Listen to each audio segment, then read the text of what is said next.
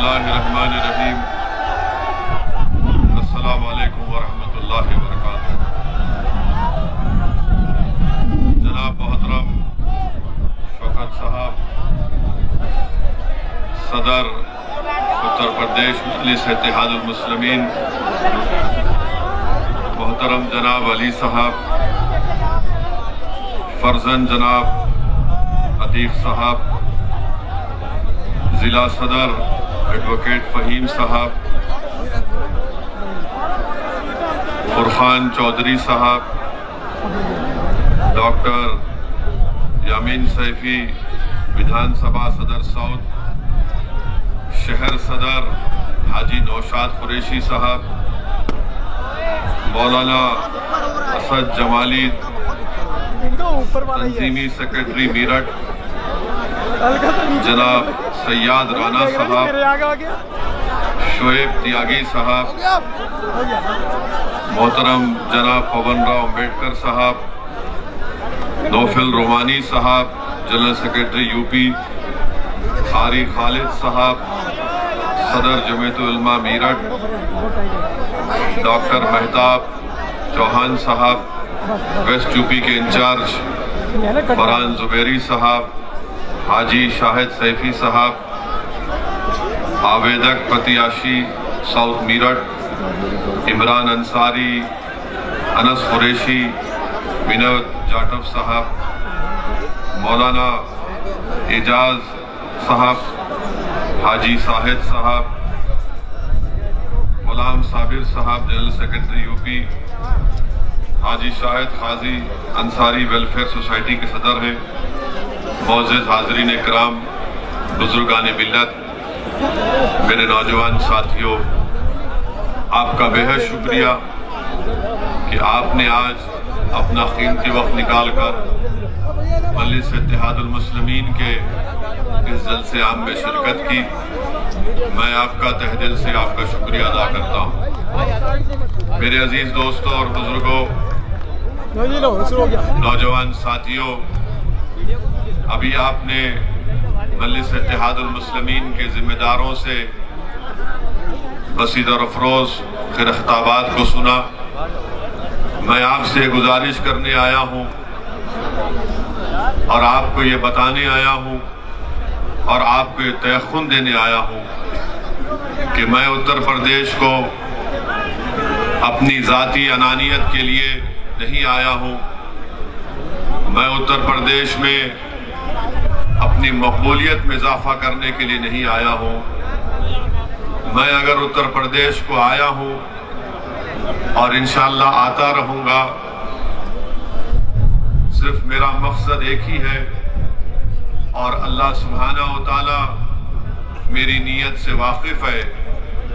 मेरा उत्तर प्रदेश को आना और यहाँ पर मेरे मजलिस के रुफ़क़ाओं के साथ मेहनत करना, जुस्तजू करना, उसका एक ही मकसद है, हमारी एक ही ख्वाहिश है कि इस बड़े प्रदेश में जहाँ पर हर जात और बिरादरी ने अपनी अपनी एक सियासी आवाज़ को बनाया, अपनी एक सियासी ताकत को मनवा लिया, अपने नुमाइंदों को उन्होंने अपने वोट से कामयाब करवाया और अपनी एक सियासी शनाख्त पैदा कर ली, जिसकी बुनियाद पर उन तमाम जात और बरादरियों ने अपने समाज के लिए कुछ हासिल किया।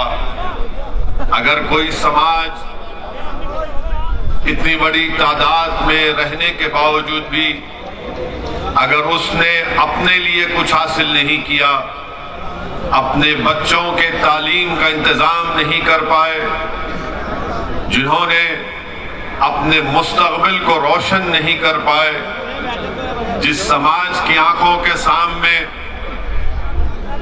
बाबरी मस्जिद को शहीद कर दिया गया, जिस समाज के सामने मस्जिद को शहीद करने वालों को कोर्ट ने उनको मुल्जिम करार नहीं दिया, आपकी और हमारी आंखों ने मीरठ की सरजमीन पर हमने मलियाना का वो 70 से जायद मुसलमानों का कत्लेआम देखा।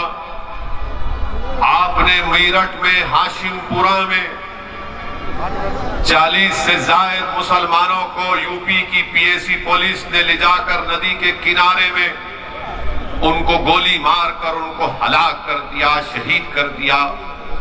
हमने फसादों को देखा, मगर मैं आज आपसे हाथ जोड़कर अपील करने आया हूं कि उत्तर प्रदेश के 19% मुसलमानों को अपनी एक सियासी अलहायदा ताकत बनाने की जरूरत है। आपको अपनी लीडरशिप को बनाना है। आपको, अगर आप चाहते हैं कि उत्तर प्रदेश में आपको आपका हिस्सा मिले, आपका मुकाम मिले, आपको इज्जत मिले, आपसे नाइंसाफी का खात्मा हो, आपके मासूम बच्चे और बच्चियों को स्कूल मिले, नौजवानों को कॉलेज मिले, नौजवानों को नौकरी में उनका हिस्सा मिले, पुलिस का जुल्म का खात्मा हो, तो याद रखो आपको एक सियासी ताकत बनना पड़ेगा। जिस तरह उत्तर प्रदेश में दलितों ने और खास तौर से जाटवों ने बहन मायावती को अपना नेता बनाया, जिस तरह उत्तर प्रदेश के यादवों ने मुलायम सिंह यादव को अपना नेता बनाया, जिस तरह यहां पर हर समाज के लोगों ने जाटों के लिए चौधरी चरण सिंह से लेकर अजित सिंह से लेकर आज उनके बेटे ये कहते हैं कि जाट हमारे साथ है। मेरे अजीज दोस्तों और बुजुर्गों, यहां पर कुर्मियों ने कई नेताओं को अपने पैदा किया। कितनी ऐसी बिरादरियां हैं, ठाकुर हैं, जो आज उत्तर प्रदेश के मुख्यमंत्री को योगी जरूर है मगर उसको अपना ठाकुर नेता मानते हैं। ब्राह्मण समाज के लोग हैं। एक गवर्नमेंट ऑफ इंडिया में नरेंद्र मोदी की सरकार में एक मंत्री है जिनका नाम टेनी है, क्योंकि उनका ताल्लुक ब्राह्मण समाज से है। उनकी गाड़ी से उनके ही घर में एक साजिश रचाई गई और उस साजिश के नतीजे में उनके बेटे ने अपनी गाड़ी से 4 किसानों को रौंद दिया। मगर नरेंद्र मोदी, जो अपने आप को बड़ा बहादुर वजीर आजम कहते हैं, वो ब्राह्मण समाज को नाराज नहीं करना चाहते और टेनी को अपनी कैबिनेट से नहीं हटाते। क्यों नहीं हटाते? क्योंकि अगर मैं इसको हटाया तो उत्तर प्रदेश के ब्राह्मण समाज के लोग नाराज हो जाएंगे। अपने ही गाड़ी से उनके बेटे ने 4 किसानों को खत्म कर दिया। मैं आपको ये मिसालें इसलिए दे रहा हूं ताकि आपको अंदाजा हो जाए। आपको जानकर तकलीफ भी होगी कि मलियाना का फसाद कब हुआ था। मलियाना का फसाद मई 34 साल हो गए। 70 मुसलमानों को गोली मारकर शहीद कर दिया गया था। अब तक मुकदमा खत्म नहीं हुआ है। 800 तारीख कोर्ट ने दी और हर तारीख 800 तारीख हो गई। माने क्रिमिनल लॉ में एक तारीख बन गई कि 70 मुसलमानों को 34 साल पहले गोली मारकर शहीद कर दिया गया, कत्ल कर दिया गया। 34 साल में कांग्रेस की सरकार, 34 साल में बीएसपी की सरकार, 34 साल में समाजवादी की, बीजेपी की सरकार, मगर किसी ने भी उन मलियाना में मरने वालों से इंसाफ नहीं किया। मेरे अजीज दोस्तों और बुजुर्गों, याद रखो आज उत्तर प्रदेश में मुसलमान अगर सबसे कम ग्रेजुएट हैं तो मुसलमान है, सबसे ज्यादा ड्रॉप आउट है तो मुसलमान है, सबसे ज्यादा अगर जेलों में अंडर ट्रायल है तो मुसलमान है। 19% उत्तर प्रदेश में मुसलमान है और 28% जेल में अंडर ट्रायल है। बताइए, इसके बावजूद भी आप अगर करवट नहीं लेंगे तो कब करवट लोगे मुसलमानों? क्या जब शोर क़यामत होगा तुम उठोगे? मैं आपको ये दाद हासिल करने के लिए नहीं कह रहा हूं। मैं कोई शायर नहीं हूं कि कोई शेर पड़ा रहा वाह वाह के नारे लगाएंगे। मैं आपको बता ये रहा हूं कि जब आप यहां से उठकर जाएंगे तो मेरी ये ऐन ख्वाहिश है कि आप में एक तब्दीली पैदा हो जाए, आप में एक सोच पैदा हो जाए, आप में एक फिक्र पैदा हो जाए। क्योंकि आपने बरसों इन तमाम सियासी पार्टियों का साथ किया। बताइए हमने क्या हासिल किया, क्या मिला आपको? आपको हमेशा डराते रहे।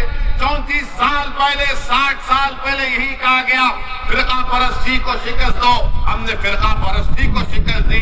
कभी कहा गया जनसंघ को हराओ, हमने जनसंघ को हराया। फिर कहा कि आपने कांग्रेस से नाराज हुए तो बीएसपी का साथ किया, उनसे नाराज हुए तो समाजवादी का साथ किया। आखिर आपने अपनी क़यादत क्यों नहीं बनाई? कोई कहेगा यहाँ पर कि नहीं, मीरठ से मुसलमान एमएलए बना, मीरठ से यहाँ पर इस इलाके से एमपी भी बना, मगर याद रखो वो तुम्हारा नहीं था। मुसलमान समाजवादी में भी है, मुसलमान बीएसपी में भी है, मुसलमान कांग्रेस में भी है, मुसलमान बीजेपी में भी है। मगर बताओ क्या वो मुसलमानों का नेता है? नहीं, वो समाजवादी का नेता है, बीएसपी का नेता है। आपको अपना नेता पैदा करना पड़ेगा जिसको आप फख्र से कह सकें कि हाँ ये मेरा नेता है। आपने जिताया इनको मगर वो चले गए बीएसपी में। आपने जिताया उनको, एमपी बने, इलेक्शन हार गए तो किसी और दूसरी पार्टी के चौखट पर चले गए। मैं आपको ये बताने आया हूं कि आप अपने वोट से अपने नेता को बना सकते हैं। ये काम आपको करना और इंशाअल्लाह हम करेंगे। आपका साथ, आपका ताउन रहेगा तो यकीनन ये काम होगा। डरने और घबराने की जरूरत नहीं है। हर आदमी आता है हर पार्टी का। अभी मुझे बताया गया कि आज के जलसियाम में आने से पहले बाद समाजवादी के और बीएसपी के नेता आवाम को रोकना चाहते हैं, पुलिस के जरिए से चेकिंग करा रहे हैं। अरे आप क्यों चेकिंग करा रहे हैं? क्यों इस्तेमाल कर रहे हैं पुलिस को? समाजवादी बीएसपी के नेता हो, बताओ क्या तुम मुसलमानों के नेता हो या तुम समाजवादी बीएसपी के नेता हो? वोट का जब मामला आएगा तो आकर कहेंगे कि हमको वोट दे दो। वोट का जब मामला आएगा हमको वोट दे दो, मगर जब बात आएगी शरीयत की तो गूंगे बन जाते हैं। जब बात आएगी मुसलमानों से इंसाफ की तो अंधे बन जाते हैं। जब बात आएगी CAA NRC की तो बहरे हो जाते हैं। अरे सब चीज पर हम बोलते हैं और जब इलेक्शन का मामला आता तो बोलते नहीं। ओवैसी भाषण तो अच्छा देता मगर बीजेपी को हराना, बीजेपी को हराना जरूर है, मगर क्या हम हराएंगे बीजेपी को या फिर उत्तर प्रदेश का हमारा हिंदू भाई हराएगा? डेटा है, आदादोशुमार है कि पिछले 2019 के लोकसभा के चुनाव में 75% मुसलमानों ने बीएसपी और समाजवादी को वोट दिया। उसके बावजूद भी सिर्फ 15 लोकसभा की सीट पर कामयाब हुए, बाकी सीट पर बीजेपी कामयाब हो गई। किसकी वजह से हुई? क्या आपने दिया बीजेपी को वोट? क्या आप देंगे बीजेपी को वोट? क्या आपकी ख्वाहिश नहीं है कि दोबारा योगी इस प्रदेश का मुख्यमंत्री ना बने? मगर ये कैसे होगा? क्या आपको यकीन नहीं है कि मजलिस बीजेपी को हरा नहीं सकती? यकीनन मजलिस बीजेपी को हरा सकती और हराएगी इंशाअल्लाह होगा। मगर ये समाजवादी और बीएसपी के लोग आकर कहेंगे नहीं, ये जो लंबा आदमी है, शेरवानी टोपी पहना, इसकी बात पे यकीन मत करो, इसकी बात पे यकीन मत करो। और फिर किसकी बात पे यकीन करेंगे? वो अखिलेश यादव समाजवादी पार्टी, मुजफ्फरनगर का फसाद हुआ, इंसाफ नहीं कर पाए। वो समाजवादी पार्टी जो सरकार में थी, स्लॉटर हाउसेस के लाइसेंस दे सकती थी, लाइसेंस नहीं दिया। वो समाजवादी पार्टी जो मुसलमानों से रिजर्वेशन का वादा किया, नहीं किया। उसकी बात का भरोसा करेंगे। हाँ, मुसलमान जीत सकता जरूर है, मगर आपका नेता नहीं बन सकता, आपका लीडर नहीं बन सकता। आपको अपना लीडर बनाना है। आपने सुना अभी कि हमारे भाई अतीक साहब गुजरात अहमदाबाद की जेल से अपना दर्द भरा पैगाम आप तक पहुंचा रहे हैं। हमारी बहन अपने शौहर का दर्द भरा पैगाम आपको पढ़कर सुना रही है। क्या किया इन्होंने? अतीक साहब ने क्या क्या नहीं किया इनके लिए? बदनामगी मोल ली इनके लिए, सत्ता दिलाई इनको और उनको जेल में डाल दिया गया। आजम खान जेल में है।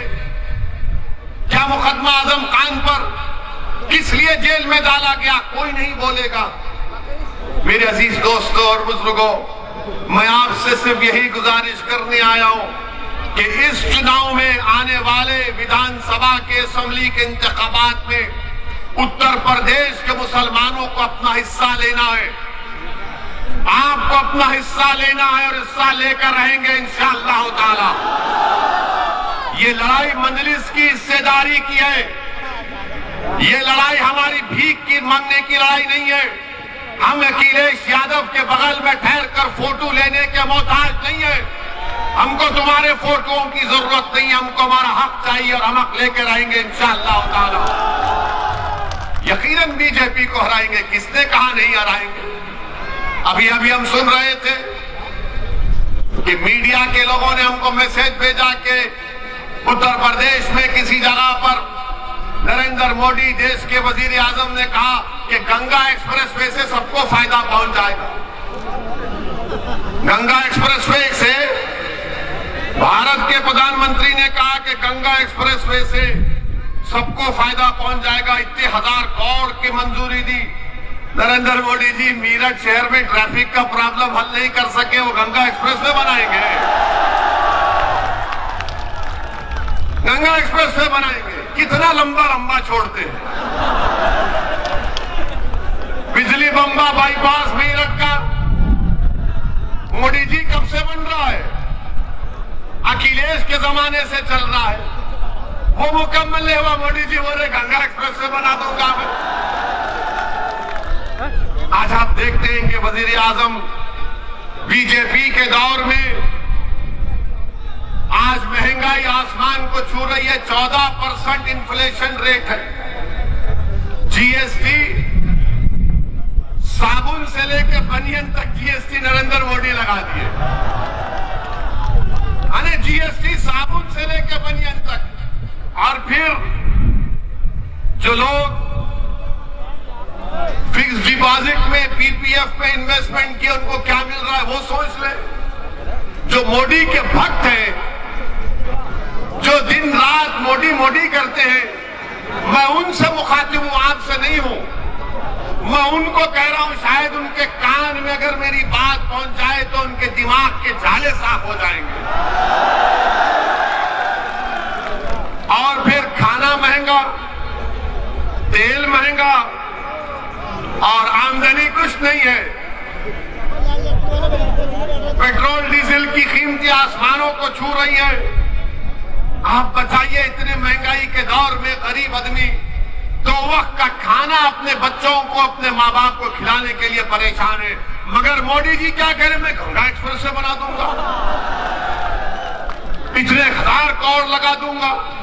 अरे इन्फ्लेशन को कम कैसा करेंगे मोदी जी? कीमतें कैसा कम होगी वो बताइए ना। आपने बनियन पर जीएसटी, साबुन पर जीएसटी आपने सब लगा दिया। क्या बचा बताइए? अब खाली सांस लेने पे जीएसटी लगना बाकी है। भारत के प्रधानमंत्री के पास इसका जवाब नहीं है।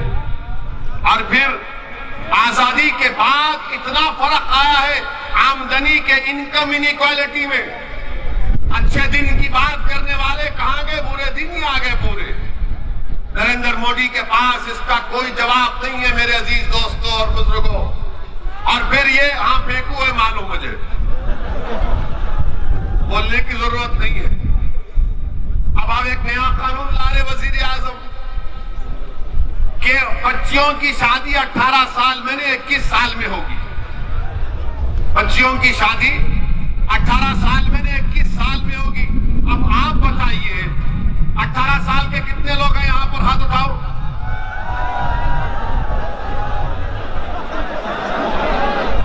यानी अब आप वोट डालेंगे ना, आप अपने पसंद के विधायक को वोट डालेंगे ना। और कानून आपको इजाजत देता है बिजनेस आप शुरू कर सकते, आप कॉन्ट्रैक्ट भी साइन कर सकते। अब कानून यह भी कहता है कि अगर तुम्हारा दिल चाहा तो तुम किसी एक लड़की के साथ जिंदगी भी गुजार सकते हो। गुनाह नहीं है कानून में, गुनाह नहीं है। और कानून यह भी कहता है कि अगर तुम उससे ताल्लुकात पैदा करना चाहते हो, जिसका अंग्रेजी का वर्ड कह रहा हूं सेक्सुअल रिलेशनशिप, वो भी कर सकते हो। ये सब कर सकते, मगर मोदी जी बोले शादी नहीं कर सकते। हाय मोदी जी, आपको शादी से इतनी नफरत क्यों है? शादी जैसे इंस्टीट्यूशन से आपको इतनी घबराहट क्यों है? 18 साल में वोट डाल सकते, 18 साल, सुनिए, 18 साल में कोई ये तय करेगा कि देश का प्रधानमंत्री कौन होगा उसको मालूम, किसको मेरठ में वोट डालना उसको मालूम, किसको नहीं डालना उसको मालूम, किसको हराना उसको मालूम, कौन दल्ला है उसको मालूम, कौन समीर फरोश है उसको मालूम, कौन मिल्लत का कौम का दुश्मन है उसको मालूम। मगर लड़की को भी मालूम, लड़के को भी मालूम, दोनों को मालूम। मगर मोदी जी बोले शादी 21 में ही करना। अब आप बताइए क्या कर रहे हैं? अच्छा, एक और कानून बनाने जा रहे हैं 18 से 21 साल का, मगर डेटा प्रोटेक्शन यानी आपका जो सेल फोन है इसमें जो डेटा होता है, कानून मोदी जी ये बनाने जा रहे हैं कि अगर आप 18 साल के हैं तो अपना डेटा आप एक्सचेंज कर सकते हैं। यानी वो 18 साल में अपना डेटा एक्सचेंज करेगा, मगर अपने पसंद से लड़की शादी नहीं करेगी। मोदी जी शादी करने का इख्तियार नहीं है क्या? डेटा दे सकते, एक्सचेंज करेंगे, मगर शादी नहीं कर सकते। तो बोलेंगे बीजेपी वाले आज के भाषण के बाद ओवैसी और मुसलमान महिलाओं के हित में नहीं बात करते। बोलेंगे ये आए मुसलमान और ओवैसी महिलाओं के हित में बात नहीं करते। मोदी जी आप अंकल कब से बन गए हम लोगों के? आप देखते होंगे कि किसी महल्ले में अंकल होता है, अंकल का काम कुछ नहीं होता, बैठे रहते खाली, चाय मारे चाय क्या मारे। अंकल बोलते वहां क्यों जा रहे तुम?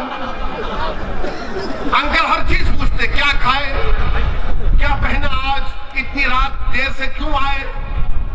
अब ये अंकल कह रहे कि शादी भी कब करना, क्या खाना तो शुरू हो चुका है, ये नहीं खाएंगे वो खाना चाहिए, ये इबादत करना चाहिए वो इबादत नहीं करना चाहिए। अब ये पूरे बीजेपी के लोग अब शुरू हो जाएंगे टीवी पर 6 बजे से देखना आप, हमारा भड़काऊ भाषण अब हो गया। अब बोलेंगे ओवैसी महिलाओं के औरतों पर जुल्म करता है। अरे पहले ये तो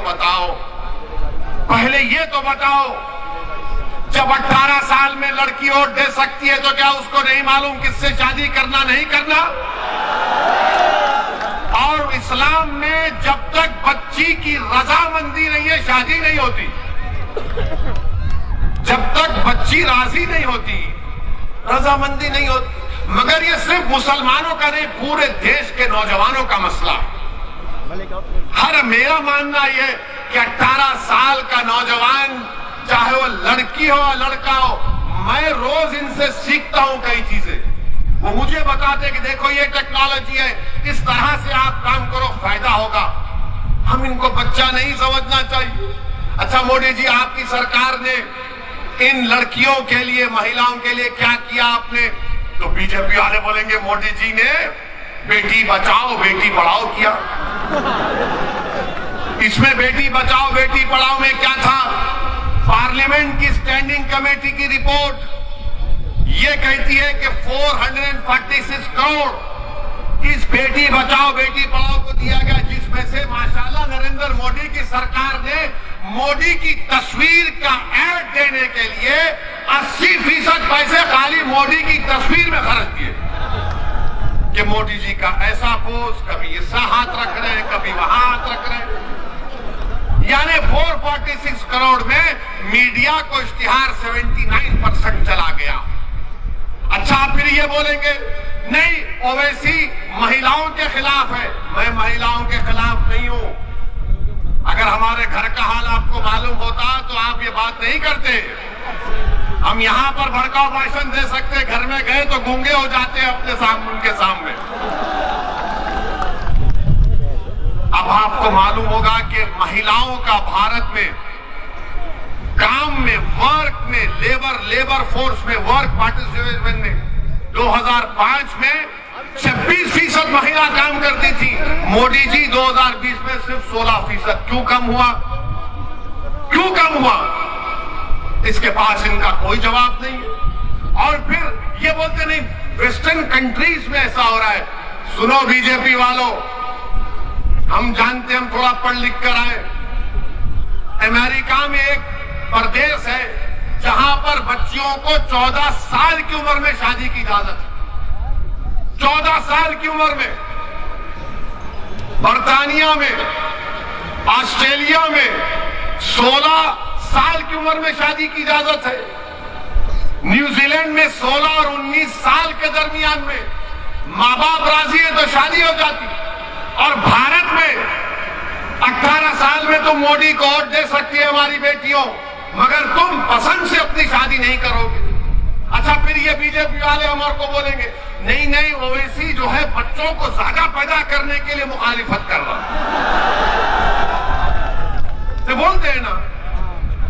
आपको मालूम कि इनसे पूछिए टीएफआर क्या होता है, ये संघियों से। हम एक टीवी प्रोग्राम में थे, टीवी प्रोग्राम में रिकॉर्डिंग में थे, तो वहां बीजेपी के बड़े नेता बैठे थे। हमने कहा बताओ उत्तर प्रदेश में टीएफआर कितना है? बोले वो क्या होता? उत्तर प्रदेश में टीएफआर गिरा है सबका। यानी अगर आज 100 लोग पैदा हुए तो क्या उतने लोग मर रहे हैं? तो जितने पैदा हो रहे हैं उत्तर प्रदेश में उससे ज्यादा लोग मर रहे हैं। उसको टीएफआर समझाने के लिए मोटा मोटा टीएफआर गिरा है, इनको पता ही नहीं है। भारत में टीएफआर गिरा है और ये बार बार ये बीजेपी आरएसएस वाले बोलते बच्चे बहुत पैदा हो रहे, तो बच्चों का कानून बना दो, बच्चों का कानून देखेंगे। बनाओ। सुप्रीम कोर्ट में जाकर मोदी ने कहा सुप्रीम कोर्ट को कि माय लॉर्ड, भारत में 2 बच्चों के कानून की जरूरत नहीं है। क्यों नहीं है? क्योंकि हमारी आबादी में टीएफआर आ चुका है। पूरी विश्व में, पूरी दुनिया में अगर कोई नौजवान मुल्क है तो भारत है। 60% से कम और आबादी हमारे 40 साल से नीचे की है। भारत के वजीर आजम ने, भारत की सबसे बड़ा ताकत ये डेमोग्राफिक डिविडेंड है। क्या किया इन्होंने? कुछ नहीं किया। सुप्रीम कोर्ट को बोल दिया नहीं बना सकते कानून।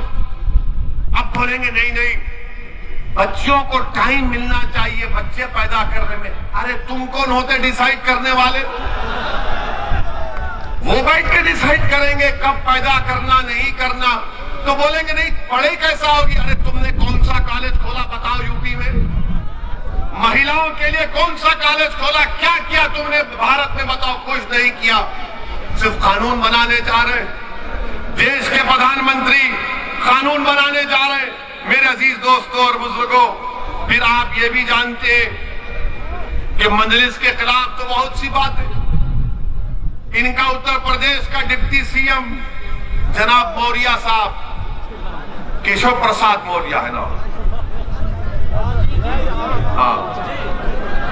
और उन्होंने कहा कि सर पे टोपी पहनने वाले, लुंगी पहनने वाले ये किसी को डराते थे।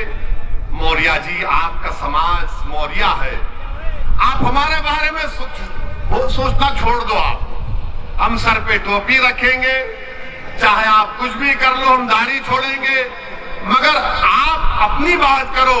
बाबा ने आपको स्टूल पे बिठा दिया, बाबा ने इनको स्टूल पे बिठा दिया। बताओ, आप अपने मौर्य समाज के जिम्मेदार लीडर हैं, एक ठाकुर ने आपको स्टूल पर बिठा दिया और हमको बोल रहे हैं टोपी लूंगी। पहले अपने बारे में सोच लो आप। अच्छा, फिर उत्तर प्रदेश के बारे में बाबा बहुत बोलते योगी। आपको मालूम होना चाहिए कि नीति आयोग नीति आयोग की रिपोर्ट कहती है कि मेरठ में 21% लोग गरीब हैं, जिसमें गरीब में खाने को खाना नहीं है, स्कूल के लिए फीस नहीं है। ये नीति आयोग की रिपोर्ट है। अब कौन सा काम उत्तर प्रदेश में हो रहा है? अच्छा, फिर नरेंद्र मोदी बोलते सबका साथ, सबका विकास, सबका विश्वास। बनारस गए तो अपने भाषण में नरेंद्र मोदी ने औरंगजेब और शिवाजी का नाम ले लिया। आपने सुना ना कि क्या कहा? शिवाजी का नाम लिया। मोदी जी, क्या आप जानते शिवाजी की तारीख को? पूछो इन संघ परिवार के लोगों से, क्या तुम जानते शिवाजी की तारीख को? ये बोलेंगे शिवाजी मुसलमानों का खिलाफ था। नहीं था शिवाजी दीवाने, शिवाजी मुसलमानों का खिलाफ नहीं था। शिवाजी, पूछो इन बीजेपी वालों से कि शिवाजी की नेवी का चीफ कौन था, उसकी बहरिया का? शिवाजी के तोप का चीफ कौन था? शिवाजी के साथ आगरा के किला में कौन था? शिवाजी जब आगरा के किला से भाग रहे थे तो कौन मुसलमान जिसका बेटा मुगलों ने उसको किडनैप कर लिया, अपनी जान दे दिया, ये पूरे के पूरे मुसलमान थे शिवाजी के साथ। मगर नरेंद्र मोदी बोलेंगे शिवाजी। नरेंद्र मोदी, आप शिवाजी को जाने नहीं। शिवाजी के साथ आपको मालूम है मदारी मेहतर मुसलमान, इब्राहिम खान, दौलत खान, सिद्दी हिलाल, ये पूरे। और शिवाजी को एक सूफी बुजुर्ग से बहुत मोहब्बत थी, उसका नाम याकूब बाबा। मोदी जी, शिवाजी को अगर आप इतना मानते, बताओ आपके अतराफ में कौन मुसलमान है? कौन तुम्हारे अतराफ में मुसलमान है? तुम भारत के वजीर आजम हो, आप शिवाजी का नाम ले रहे हैं तो बताओ। मगर हम भारत के वजीर आजम से पूछना चाहते हैं कि क्या ज्ञान वापी ऐसा हो रही?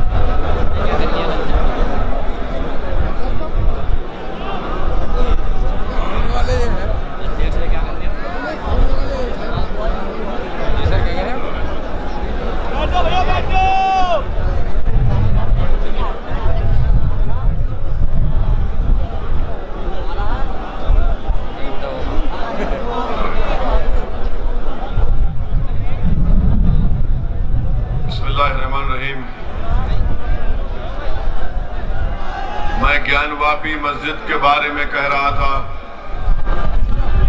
कि क्या मोदी सरकार ज्ञानवापी मस्जिद को खूबसूरत नहीं बना सकती? क्या दिल्ली के जामा मस्जिद की तारीखी मस्जिद जो आज उसकी खस्ता हाल हो चुकी है, उसकी तामीर नहीं कर सकती? जब सबका साथ, सबका विकास की बात होती है तो क्या मथुरा में जो मस्जिद है उसकी अच्छा नहीं किया जा सकता? क्या अजमेर की दरगाह को खूबसूरत नहीं बनाया जा सकता? मेरे अजीज दोस्तों और बुजुर्गों, ये भारत के वजीर आजम की पॉलिसी है। सबका विश्वास, सबका विकास की बात करते हैं, सिर्फ ज़बानी खर्च करते हैं, इनके पास कुछ नहीं है। आज उत्तर प्रदेश में लॉ एंड ऑर्डर नाम की चीज नहीं है।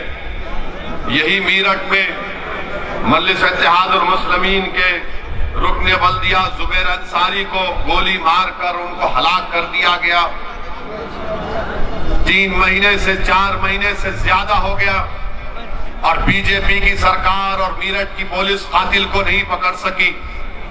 क्यों नहीं पकड़ सकी? क्योंकि जुबैर अंसारी को जिन्होंने कत्ल किया, पुलिस और हुकूमत जानती है कि किसने जुबैर अंसारी को मारा। उत्तर प्रदेश में लॉ एंड ऑर्डर नाम की कोई चीज बाकी नहीं रही। मेरे अजीज दोस्तों और बुजुर्गों, आज आपके पास, जैसा कि शौकत साहब ने कहा कि मुर्गी काटने पर मुकदमा, अब हर चीज पर मुकदमा। 20 दिसंबर 2019 को एनआरसी के खिलाफ एहतजाज हुआ, 5 लोगों पर गोली चलाकर उनको हलाक कर दिया गया, 26 लोगों पर एनएसए लगाया गया।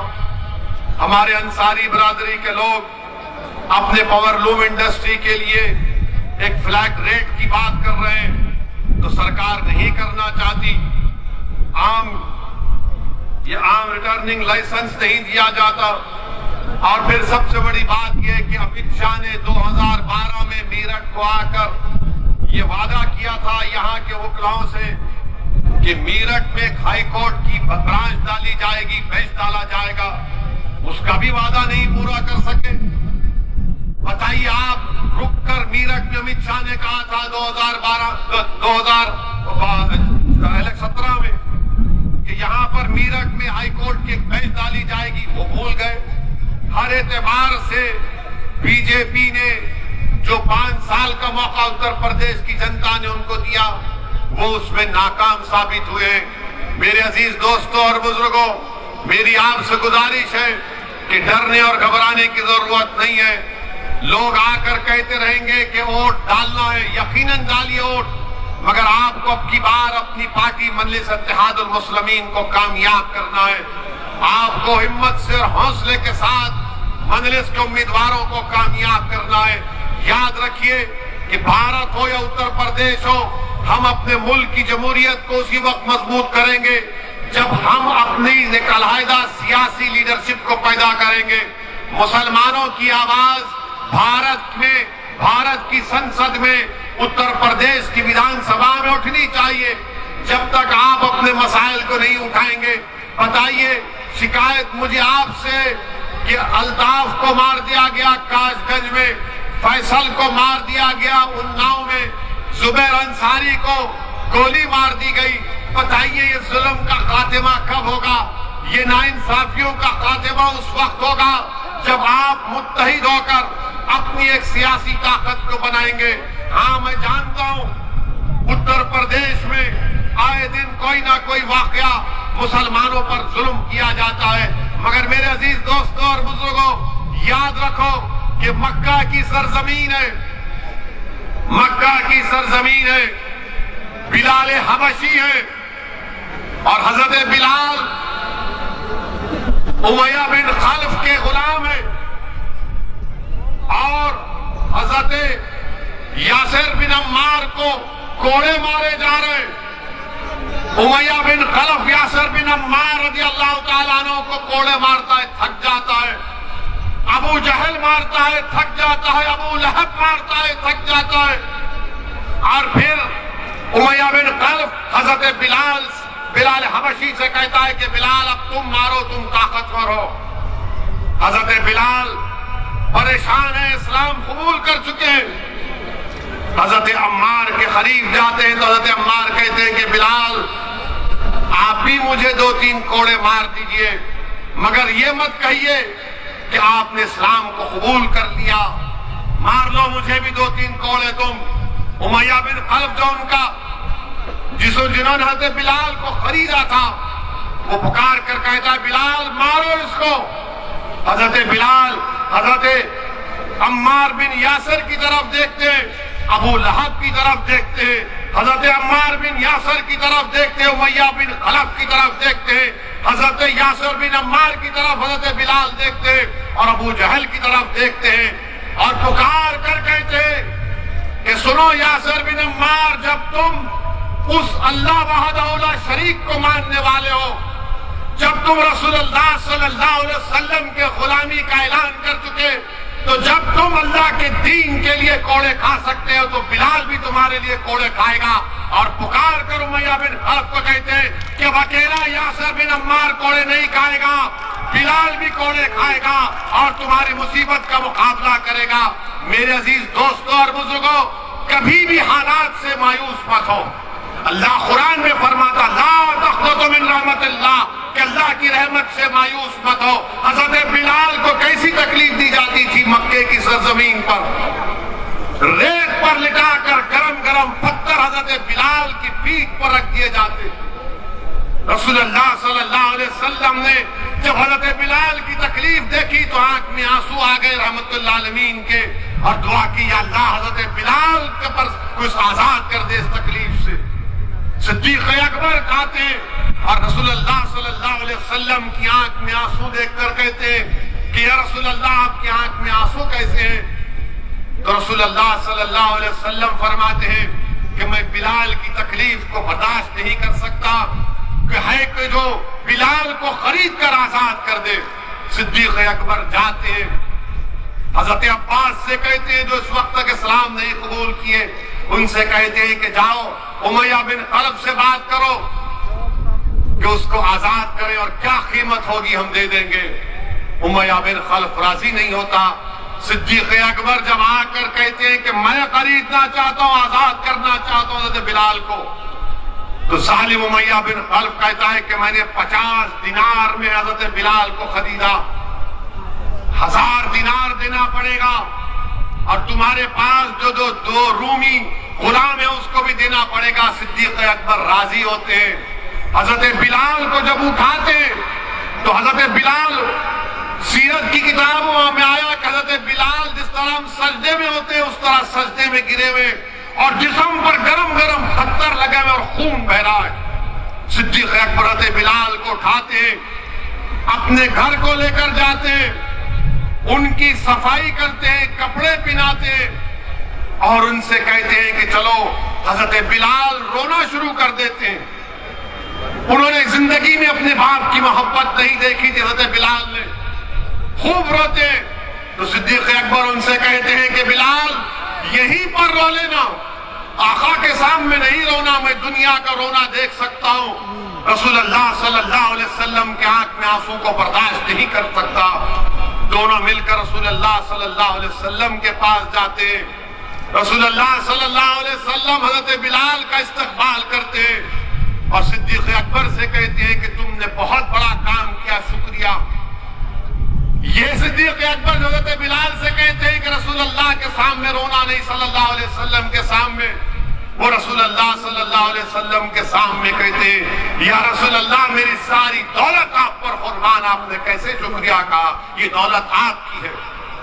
अब आप अंदाजा लगाइए कि वो हजरत बिलाल जिसको मारा जा रहा था, पीटा जा रहा था, अल्लाह के रसूल ने दुआ की, वो बिलाल आजाद भी हुए और अल्लाह के रसूल सल्लल्लाहु अलैहि वसल्लम ने हजरत बिलाल से कहा कि आओ बिलाल मेरे सीने से लग जाओ। मेरे अजीज दोस्तों और बुजुर्गों, याद रखो ये जुल्म खत्म होगा, ये जुल्म खत्म होगा इंशाअल्लाह ताला। जो लोग आज मजलूमों पर जुल्म कर रहे हैं, तुम खत्म हो गए, तुम्हारा जुल्म खत्म होगा। तुम खत्म हो गए, तुम्हारा वजूद इस जमीन से अल्लाह मिटाएगा इंशाअल्लाह। तुम्हारा जुल्म हमारे हौसलों को, हमारे पैरों में डगमगाहट नहीं पैदा करेगा। तुम जितना जुल्म करोगे हमारे हौसले बढ़ते जाएंगे, तुम जितना दबाओगे उतना उठेंगे इंशाअल्लाह ताला। क्योंकि अल्लाह ने कुरान में फरमा दिया, जिन्होंने अल्लाह पर ईमान लाया और डट गए जमीन पर, अल्लाह उनकी फरिश्तों से मदद करता। तो तुम डट जाओ जमीन पर, तुम डट जाओ जमीन पर, हिम्मत मत हारो। जैसा कि किसी शायर ने अच्छा कहा, इधर आ सितमगर हुनर आजमाए, इधर आ सितमगर हुनर आजमाए, तू तीर आजमा हम जिगर आजमाए। मेरे अजीज दोस्तों और बुजुर्गों, तारीख में भरी पड़ी है हजरत बिलाल की वो तकालीफ हमारे सामने। हजरत सुमैया को नेजा मारकर उनका हमल साकित कर दिया गया। हजरत शहीदुश्शोहदा हजरत हमजा की लाश से क्या किया गया था। तो तुम क्या समझ रहे हो कि हम पर जो जुल्म किया जाएगा? अरे मेरे अजीज दोस्तों और बुजुर्गों, कामयाबी इंशाअल्लाह ताला आपके कदम चूमेगी, कामयाबी कदम चूमेगी। जो लोग आज जुल्म कर रहे हैं, याद रखो, इख्तिदार हमेशा किसी के पास रहने वाला नहीं है, इख्तिदार जाएगा इंशाअल्लाह ताला। जो लोग आज जुल्म कर रहे हैं ताकत के बलबूते पर, इख्तिदार के नशे में आकर, कल तुम्हारे पास इख्तिदार नहीं होगा, कल तुम्हारे पास इख्तिदार नहीं होगा। और मेरे अजीज दोस्तों, नौजवानों, हमेशा आपसे कह रहा हूं कि अपने दिल पर भरोसा करो, दिमाग पर मत करो। दिमाग तुमको डराएगा। जब हजरत बिलाल को उमैया बिन खलफ ने कहा कि लो घोड़ा लेकर मारो, तो हजरत बिलाल की नीयत साफ थी। वो देख रहे थे कि अगर मैं नहीं मारूंगा तो आग में डाला जाऊंगा, मुझे मारा जाएगा। मगर दुनिया ने देख लिया कि हजरत बिलाल ने सच्चाई का साथ दिया, हजरत बिलाल ने अपने दिल को माना और सच्चाई का हक का साथ दिया। तो वो उरूज पर पहुंचे। कौन से उरूज पर? कि जब मक्का फतह हुआ तो मक्के की छत पर खड़े होकर सियाफाम हजरत बिलाल ने, साहब रसूल ने नमाज दी। मेरे अजीज दोस्तों और बुजुर्गों, नौजवानों, याद रखो, किसी शायर ने अच्छा कहा था, अकल को तनकीद से फुर्सत नहीं, अकल को तनकीद से फुर्सत नहीं। इश्क पर ईमान की बुनियाद रखो, इश्क पर ईमान की बुनियाद रखो। अगर तुम यही डरते रहोगे बीजेपी आ जाएगी, बीजेपी आ रही तुम्हारी ओर से नहीं, बीजेपी आ रही है तो हिंदुओं की ओर से आ रही है, मुसलमानों की ओर से नहीं आ रही बीजेपी। ये बात तुमको कोई नहीं कहेगा, ये बात तुमको कोई नहीं कहेगा। मैं तुम्हारे दरमियान में खोलकर कह रहा हूं, मैं किसी मजहब का खिलाफ नहीं हूं, मैं किसी मजहब का खिलाफ नहीं हूं, ना कभी रहूंगा। सच्चाई को बयान कर रहा हूं। बल्कि मेरी तो ख्वाहिश है कि मंजलिस के साथ दलित भी खड़ा हो, हमारा भाई, मंजलिस के साथ हमारे ओबीसी समाज के भाई और उनकी बरादरियां खड़े हो जाए। हम तो चाहते हैं कि पूरा वंचित समाज एक जगह पर हो जाए, ये हमारी कोशिश है। मगर ये आकर कहना कि बीजेपी आ जाएगी, अरे बीजेपी मेरी वजह से नहीं आ रही है, बीजेपी आ रही है तो किसी और की ओर से आ रही है। वो मोदी का दीवाना हो चुका है, हम नहीं हुए हैं। उनके दिलो दिमाग पर मोदी छा चुका है, हमारे दिलो दिमाग पर मोदी नहीं छाया हुआ है। वोट उनके तरफ भाग रहे और ये आकर ये समाजवादी के लोग, इन्हें ऐसा हो जाएगा, ओवैसी ऐसा बोलता है। अरे भाई मेरे, तुम्हारे दो पार्टी के एमपी कल कुछ बात बोल दिए तो तुम उनकी तरफदारी, उनका दिफा नहीं कर सकते। एक 90 साल के सांसद है, बुजुर्ग है, उनकी बेहद इज्जत करता हूं मैं, वो अपनी राय भी नहीं रख सकते। मेरे अजीज दोस्तों और बुजुर्गों, मेरी आपसे दबन गुजारिश है कि हमारे मसाइल हैं, तकालीफ है, मुश्किलात है, मगर हमको इस बार अपनी पार्टी को मजबूत बनाना है। डरने और घबराने की जरूरत नहीं है। अपने विधायक को यहां से कामयाब करिए आप, और ये लोग आएंगे बहुत सी बातें करेंगे, मगर मुसलमान का नेता कौन है बताओ? समाजवादी में कोई नहीं हो सकता, खाली यादव है। बीएसपी में बहन जी है। ये सब क्या रहेंगे? तुम छल्ले बन के रहेंगे वहां पर। इनकी कोई अहमियत नहीं है वहां पर। ये सामने नहीं ठहर सकते उन लोगों के, पार्लियामेंट में तकरीर नहीं कर सकते। जब हमारी पार्लियामेंट में तकरीर होती तो बोलते ओवैसी भाई आपकी तकरीर सुननी आए। मैंने कहा तुम क्यों नहीं बोलते? बोले हमारी मजबूरी है। आप बताइए काहे की मजबूरी? 19% है, जीतो, कामयाब हो और अपनी आवाज को, अपने मसाइल को उठाओ। उत्तर प्रदेश में इंशाअल्लाह ताला मजलिस इत्तेहादुल मुस्लिमीन यकीनन पूरे वंचित समाज के साथ काम करने के लिए तैयार है। अभी हमको कोई कह रहा था कि ओवैसी साहब कौन हमको हमारे साथ लेकर जाएगा? हमारा एक दोस्त है, फोन किए थे कि हमारे साथ हमको कौन लेकर जाएगा? मैंने कहा फिक्र मत करो, जब हशर का मैदान होगा रसूल अल्लाह हम सबको लेकर जन्नत में जाएंगे। हमको उनका साथ काफी, अल्लाह हमारे लिए काफी है। अरे दुनिया फानी होने वाली है, हम कोशिश करना हमारे हाथ में, ओवैसी कोशिश करेगा। आप हमारा साथ दो, नियतों का, दिल का हाल अल्लाह जानने वाला है। कामयाबी अल्लाह देगा, उरूज अल्लाह देगा और जालिमों का अल्लाह खातिमा करेगा। अस्सलाम वालेकुम व रहमतुल्लाह।